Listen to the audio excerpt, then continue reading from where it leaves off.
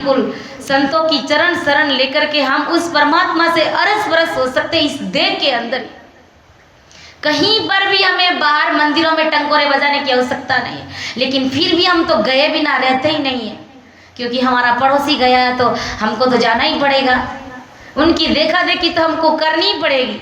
वो भले कुएं में जाएगा तो भी हमको विचार आएगा कि एक बार तो मैं भी चला जाऊं, लेकिन हमें ऐसा नहीं करना है। हमारा गुरु ज्ञान क्या कहता है, परम दयाल सदगुरु सुखराम जी महाराज की वाणी क्या कहती है, संसार जाए बाढ़ में हमें कोई लेना देना नहीं है। हमें अपनी जीवात्मा का कार्य करना है, तो हमें सतरूपी संतों के सानिध्य में रहकर सूरवीरता से राम नाम की साधना करके उस सतरूप साहिब के देश में मिल जाना है, क्योंकि ऐसा दोबारा मौका फिर नहीं आएगा हमारे लिए।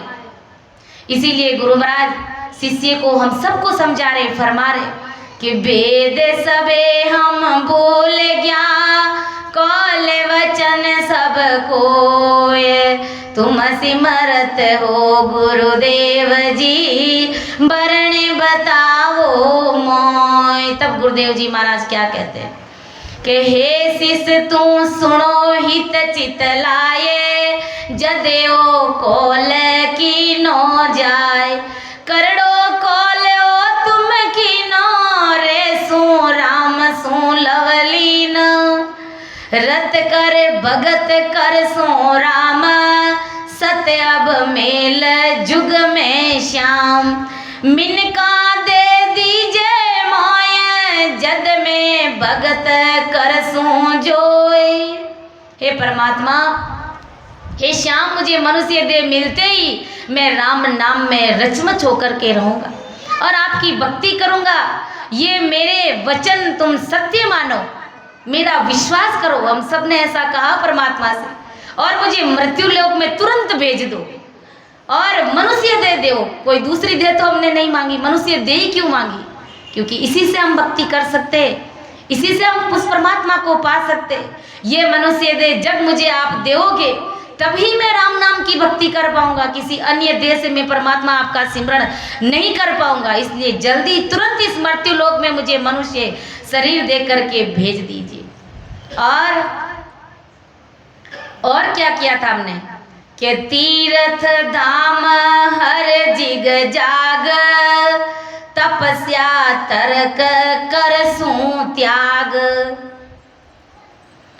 तीर्थ धाम हर जिग जाग,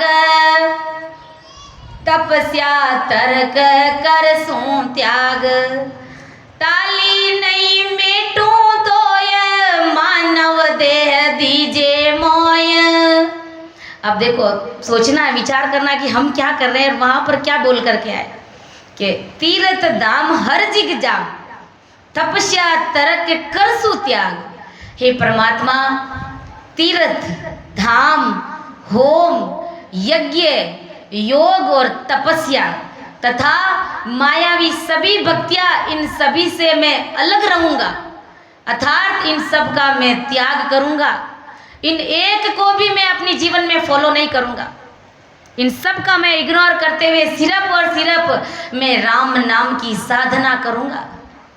और आज हम देखो तीर्थ पर भी जा रहे हैं, अन्य दूसरे धामों पर भी जा रहे हैं, घर की ओपनिंग में हम होम भी कराते हैं, यज्ञ भी कराते हैं, हम तपस्या भी कर देते हैं, सब कुछ करते हैं, चाहे उसमें संसार का कितना ही धन नष्ट क्यों ना हो, कितना ही खर्चा क्यों ना हो, शरीर को कितना ही क्यों ना तपाना पड़े, कितना इसको कष्ट देना पड़े, लेकिन हम देने के लिए तैयार हो जाते हैं। लेकिन राम नाम की साधना करने के लिए कहे तो ऐसे लगे जैसे सिर के ऊपर होठ मार दिया हो, जबकि बिल्कुल सहज और सरल चीज है। ये सहज वर्ती में उस परमात्मा को पा सकते हैं, लेकिन हम कितना बचते हैं हमारे जीवन में।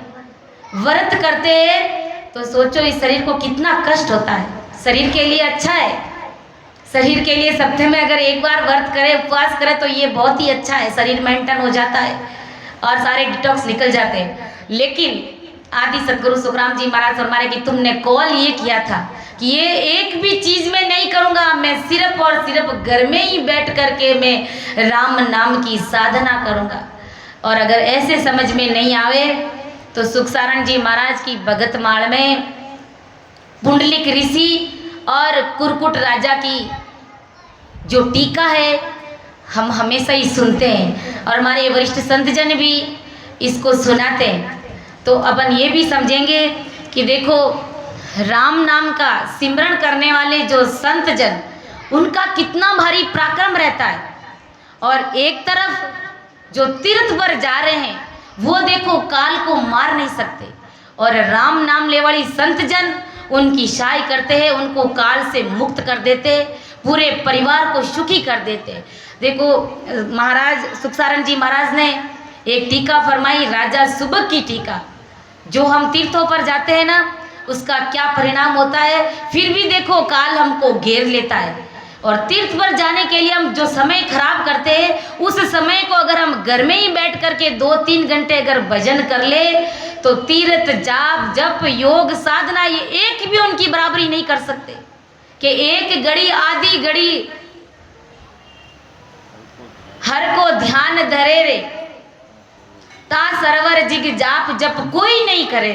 अगर एक घड़ी पल पौर भी उस परमात्मा में 2 घंटे के लिए सिमरन में बैठता है, उस सिमरन के अंदर 10-11 मिनट भी अगर उसका ध्यान उसका तार परमात्मा से जुड़ जाता है, तो उसकी बराबरी ये योग तप, ये हवन, ये जिग जाप, ये तीर्थ एक भी नहीं कर सकते। ये दान पुण्य एक भी उनकी बराबरी नहीं कर सकते। तो घर में जब सब कुछ मिल रहा है तो बाहर क्यों भटक रहे हैं। संत देखो हमें कितना चेताते हैं। वो क्या चाहते हैं कि येन केन प्रकार जीव भक्ति में लग जावे, जो बिल्कुल साधारण भक्ति है। इसलिए संत कहते हैं, क्यों भटके रे बाहर क्यों भटके, हाँ क्यों भटके रे बाहर क्यों भटके, थारो राम हृदय माए बाहर क्यों भटके। अरे थारो राम हृदय माए बाहर क्यों भटके। ऐसा ऐसा रस तो दूध में कहिए, ऐसा ऐसा रस तो दूध में कहिए। अरे बिना मथिए माखन कैसे निकले, हाँ बिना मथिए माखन कैसे निकले, थारो राम हृदय माए बाहर क्यों भटके, थारो राम हृदय माए बाहर क्यों भटके। संत कहते जब राम जी महाराज वो परमात्मा तुम्हारे हृदय में, तो फिर बाहर क्यों भटक रहा है। दूध के अंदर घी होता है हमको दिखता नहीं है, माखन होता है हमको नहीं दिखता है, लेकिन उस दूध को सही तरीके से गर्म करके उसको वापस ठंडा करके उसके अंदर जामुन डालते, दही जमता, फिर उस दही को मथते तो माखन निकलता और माखन से घी निकलता। लेकिन उससे पहले हमें कुछ दिखा क्या, प्रोसेस के साथ में उसको किया गया तो हमें वो घी और मक्खन की प्राप्ति हुई। तो इसी प्रकार वो परमात्मा हमारे गट के अंदर है। उस परमात्मा को प्रकट कैसे करना है, वो भेद विधि हमें फॉलो करनी चाहिए। बाकी वो साईं तो हमारे घट के अंदर ही विराजमान है। संत कहते हैं, सब घट भीतर साईया, सोना घट ना कोई, जिस घट में वो प्रगट है, बड़े भागी घट सोई। परमात्मा हम सबके अंदर है, लेकिन उस परमात्मा को प्रकट किसने किया है, उस परमात्मा की सत्ता को जिसने भी प्रकट किया वो बड़ भागी जीव है। गुरु महाराज फरमा रहे, वो बड़ भागी है इस संसार में। ज्यों तिल माही तेल है, ज्यों चकमक में आग, यूं साईं तेरा तेरे अंदर है, बंदा जाग सके तो जाग। जिस प्रकार चकमक में आग, पत्थर में आग दिखती है क्या, हमको नहीं दिखती है, लेकिन उसको ग्रसन करते हैं तब आग की चिंगारी निकलती है। तिल में तेल दिखता है क्या, हमको नहीं दिखता है, लेकिन गाड़ी करते हैं तो खल एक तरफ हो जाती है, तेल निकल जाता है। तो वो परमात्मा हमारे अंदर ही है। फॉलो करेंगे जब उस परमात्मा की बताई हुई विधि को, ससरूपी संतों का सानिध्य लेकर के जब उस वेद विधि से हम राम सिमरण करेंगे, तो वो परमात्मा सही हमारे घट के अंदर ही विराजमान है। उनसे हम अरस परस हो जाएंगे। ऐसा भारी ये मिनखा देह हमको दिया गया है। संतों ने ऐसे ही नहीं कहा कि वो मान को जन्म हीरो हाथ नहीं आवे, ऐसा भारी ये जो हीरा है हाथ लगा है, इस हीरे को ऐसे लल पल में मत गवाओ भाई, इसकी उपयोगिता को हमें समझना है। लेकिन हम खाने पीने सारा मौज मस्ती संसार का धन कमाने में, लेकिन ये कहीं हमारे आड़े नहीं आता। एक बीमारी जब हमको लग जाती है तो हमें सारी अक्ल हमारी ठिकाने आ जाती है। उस समय हमको लगता है कि कोई अब हमारी सेवा नहीं करेगा, डॉक्टर ने भी छुट्टी दे दी है। तो उस समय सोचो ये कमाया हुआ धन क्या हमारा उपचार कर सकता है? क्या हमें ये एक सांस भी उधार दे सकता है? इनसे हमारा इलाज हो सकता है क्या? नहीं हो सकता। इसलिए हमारा जब तक अच्छा खासा शरीर है तब तक राम सिमरन हमें कर लेना चाहिए। ज़्यादा से ज़्यादा हो सके तो हमें राम सिमरन इकट्ठा करना चाहिए कि राम नाम की लूट है, लूट सके तो लूट। अरे पीछे पीछे फिर पछताएगा जब प्राण जाएगा छूट। ये राम नाम की लूट है, जितना हो सके इस धन को हमें इकट्ठा करना। प्राण छूटने के बाद में फिर तो पछताना ही पछताना, फिर हम कुछ भी नहीं कर पाएंगे। इसीलिए आदि सदगुरु सुखराम जी महाराज आज अपन जगत के सभी जीवों को समझा रहे कि तीर्थ धाम हर जिग जाग, तपस्या तरक कर सू त्याग, ताली नहीं मेटू तो ये मानव देह दीजे मोय। जो तीर्थ धाम जिनकी एक टीका पर सुनेंगे समझेंगे कि तीर्थ धाम गए उसका कितना कैसा पराक्रम रहा, और जो राम नाम की साधना जो घर में बैठ करके कर रहे वो किस प्रकार अपनी भक्ति से उस राजा को बचा लेते, अपने पति को वो बचाती है। तो राजा सुबह की टीका से हम इसको समझने का प्रयास करेंगे, फिर तो हमारे अंदर सुधार आना चाहिए। ऐसी भारी वाणी सुनकर के तो हमारे अंदर समझ ऐसी बननी चाहिए, क्योंकि हम इतने तो अज्ञानी नहीं हो सकते कि जब संसार के छोटे छोटे कार्यों में हम इतने होशियार है तो फिर गुरु ज्ञान को समझने में हम अपनी बुद्धि दिल दिमाग क्यों नहीं लगाते? क्यों नहीं निर्णय के साथ में एक सतरूप परमात्मा की भक्ति को करने का प्रयास करते? तो आदि सदगुरु सुखराम जी महाराज, सुखसरण जी महाराज अपनी टीका में क्या फरमाते कि सुबगरे गरती हो नार दो ये जो सुहागणी, तीजी को दियो दुआग कहीं मद भागणी। राजा सुबग नाम का एक राजा था जिनके 3 रानियां थी। राजा सुबग के 3 रानियां थी। जो तीसरी वाली पत्नी थी उनको दुआग दे दिया, उनका तिरस्कार कर दिया, और कहीं मद भागणी का तुम भाग्य ही नहीं। राजा तीर्था चलियो सुहागणिया संग लिवी। अब राजा साहब को 2 पत्नियों से प्रेम था। जो तीसरी थी वो राम नाम का सिमरन करने वाली थी, उनका तो राजा साहब ने दुआग दे दिया, तिरस्कार कर दिया। और जो दूसरी रानी थी जो राजा के कहे अनुसार चलती थी, और तीसरी थी जो राम नाम की साधना करती थी, पतिव्रत धर्म के साथ में रहती थी लेकिन राम नाम की साधना करती थी। और दूसरी 2 राजा साहब के कहे अनुसार चलती थी। तो राजा साहब ने उस तीसरी को तो दुआग दिया और उन दोनों रानियों को तीर्थों पर अपने साथ लेकर के गया कि राजा तीर्था चलियो सुहागणिया संग लिवी। दुआगण को नहीं कयो कर्महीणी कही। दुआगण को साथ लेकर के नहीं गए, उनको साथ चलने के लिए नहीं बोला और कहा कि तू तो कर्महीणी है। परस्या तीर्थ धाम गोत एक नाविया, विद सू पुनहर दान देर कर आविया। बड़े अच्छे से राजा साहब सब तीर्थों पर ना करके आते हैं और विधि विधान से सबको दान दे करके आते हैं। जहाँ पर भी वो तीर्थों पर नहाने के लिए जाता है रानियों के साथ में।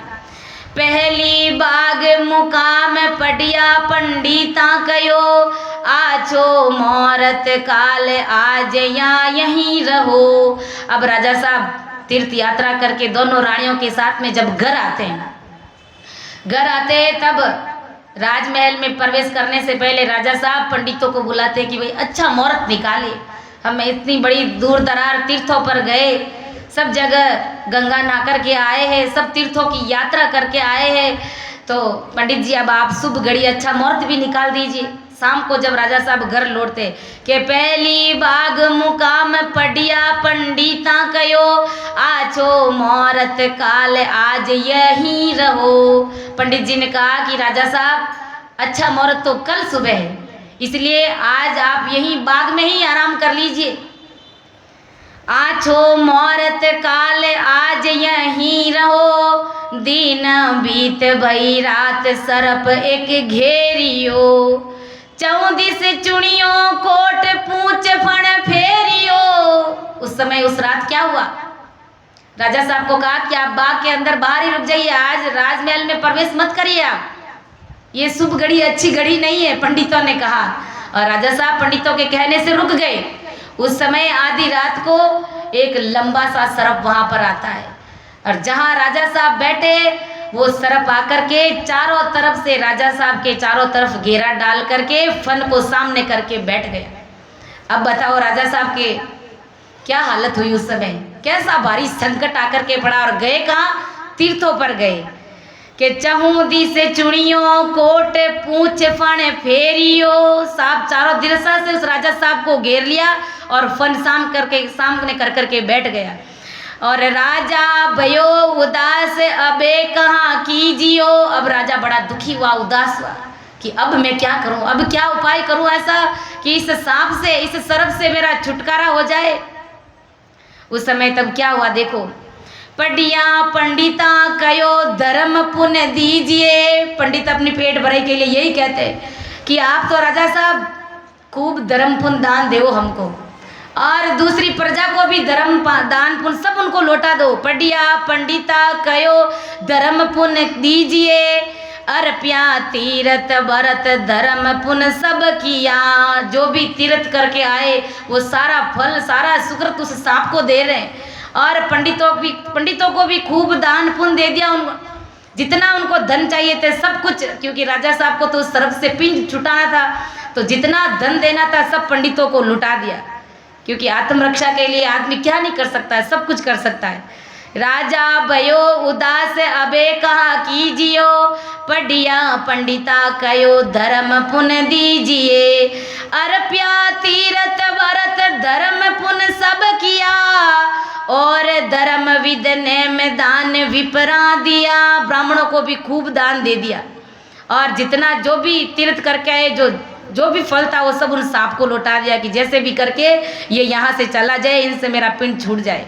एक दिवस दोए गया संकट भारी पड़ियो। 2 दिन बीत गए, राजा साहब को सांप ने घेर लिया, 2 दिन बीत गए और भारी संकट आकर के अब इससे बड़ा और दुख क्या हो सकता है राजा साहब के लिए।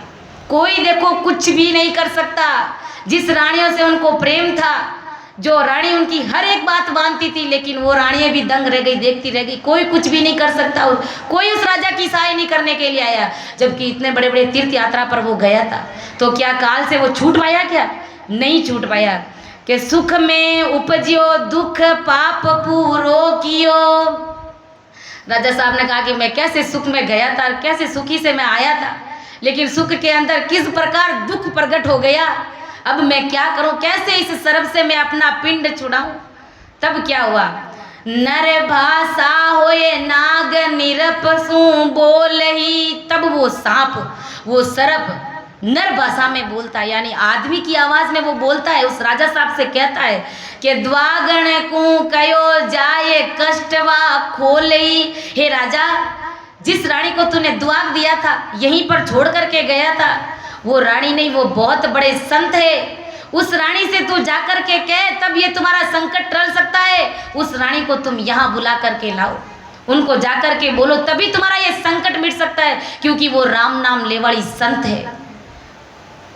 के नर भाषा होए नाग निरपसु बोल ही, द्वागण को कहो जाए कष्टवा खोल ही। कि अगर तुम्हारा कष्ट मिटाना है तो उस द्वागण को जाकर के बताइए सारी बात। मैं ही करता राज धर्म नाना किया, एक राम का नाम ने केवल ना लिया। कि अरे राजा सुन, मैं भी तुम्हारी तरह राज करता था, और धर्म पुण्य दान जैसे तुमने आज किया है, और तू जैसे तीर्थों पर गया मैं भी जाता था, खूब सारा मैंने धर्म पुण्य दान सब कुछ करता था, लेकिन एक राम का नाम केवल ना लिया, एक परमात्मा के राम नाम की साधना मैंने नहीं करी। इस कारण भजन बिना बे मूक 84 डारियो, इस कारण भजन के बिना मैं आज देख तुम्हारे सामने इस लख 84 जोड़ में पड़ा हूँ। इतना बड़ा सांप बनाया उस परमात्मा ने मुझे, तुम्हारी तरह मैं भी रह जाता, धर्म पुण्य दान खूब करता था, तीर्थों पर भी खूब जाता था, लेकिन देखो एक राम नाम की मैंने साधना नहीं करी थी। और आज देख मैं 84 की जून में एक सर्प की योनि में तुम्हारे सामने खड़ा हूँ। भजन बिना बे मूक 84 डारियो, धरी सरप की जून मिनक तन हारियो। देख मैं सरप की जून धरी है और मैं मिन का तन हार गया, क्योंकि मैंने राम नाम की साधना नहीं करी। इस कारण मैं आज लख 84 में पड़ा हूँ। और अब मुझे पता चला है कि राम नाम लेवाड़ी संतों का कितना भारी पराक्रम रहता है, और उन संतों का कैसा भारी पराक्रम रहता है कि दरी सरप की के मेरो दरी सरप की जूण मिनक तन हारियो, व रानी हरि भगत सपत कुल तारही। कहा कि जिसको तुमने दुआर दिया ना तीसरी रानी को, वो तुम्हारे 7 कुल को तारेगी। वो परमात्मा का नाम लेने वाले बहुत बड़े संत जन है। मेरो करे उदार 84 टारई। अब वो संत जन जो जिस पत्नी को तुमने दुआ दिया था, वही पत्नी आकर के मेरा उद्धार करेगी और मेरा 84 मिटेगी, वही पत्नी तुम्हारी, वही संत जन के मेरो करे उद्धार 84 टारही। अगर तुम्हारे को मेरे से मुक्ति चाहते हो, मेरे से तुम्हारा पिंड छुड़ाना चाहते हो, तो तुम्हारी उस दुआगनी पत्नी को यहाँ लेकर के आओ, राम नाम लेवाड़ी संतों को यहाँ मेरे पास में लेकर के आओ, वही मेरी 84 मिटा सकती है। ये देखो 84 के जीव अच्छे से जानते हैं कि राम नाम लेवाड़ी संतों का कितना भारी पराक्रम रहता है। रानी सुनिया बात धर्म विचारियो। तब तक रानी साहब के पास में उस तीसरी जिसको दुआ दिया था, उनके पास में समाचार पहुंच जाता है कि राजा साहब ने सर्प ने राजा साहब को घेर लिया है। तब देखो रानी किस प्रकार अपने धर्म पर, और कैसी पतिव्रत नार है, परमात्मा की भक्ति करते हुए कि मैं पत्नी होए क्या कियो, पति नहीं तारियो। जैसे ही उन्हें पता चला कि उसका पति संकट में, तो उनके मन में कैसा भाव आया कि आखिर मैं पत्नी होकर के क्या किया मैंने, मेरे पति को मैंने संकट से नहीं निकाल पा रही हूँ, मैं ऐसी मैं पत्नी होकर के क्या कर सकती। इसलिए वो क्या करती है, पीवे दुखी में सुखी होए के क्या कियो। मेरे पति संकट में, दुख में, और मैं यहाँ सुख में कैसे रह सकती हूँ। मेरा धर्म है कि मैं मेरे पति को संकट से उबारूं। तो वो क्या करती है, अगर वो चाहे तो बदला भी तो ले सकती है ना, कि तुम दोनों रानियों को तो साथ लेकर के गए और मेरा तिरस्कार किया, मुझे दुआ दिया। लेकिन संतों के घट में दया का भाव रहता है, वो हमेशा बड़ी सोचते हैं। और हम देखो कैसे अज्ञानी जीव है, जो संतों के बारे में तुच्छ बोल देते, कुछ भी बोल देते, जो हमारे मन में आता हम कुछ भी बक देते। बड़े सोच, कहते हैं ना, एक शब्द भी अगर निकालते तो 10 बार सोच समझ करके हमको बोलना चाहिए कि हम किसके बारे में आखिर बोले जा रहे हैं और क्या गति हमारी हो सकती है। तो देखो उन संतों का कैसा भाव है अपने पति के प्रति कि पीवे दुखी में सुखी होए के क्या कीजियो। मेरा पति दुख में है और मैं सुख लेकर के क्या करूंगी।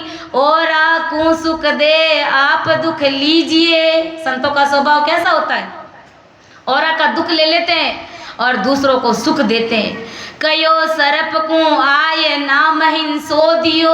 वो दुआगनी पत्नी आती है और सर्प को अपनी आदि भक्ति राम नाम का सिमरन उनको देती है। तब कहीं जाकर के दरब रूप दे धार परम मुगति गयो। तब वो सर्प उस जून से मुक्ति पाकर के मनुष्य शरीर में चला गया और फिर वो राम भगवंता ने धन्य हो। तो देखो राम नाम लेवड़ी संतों का कितना भारी पराक्रम है और हम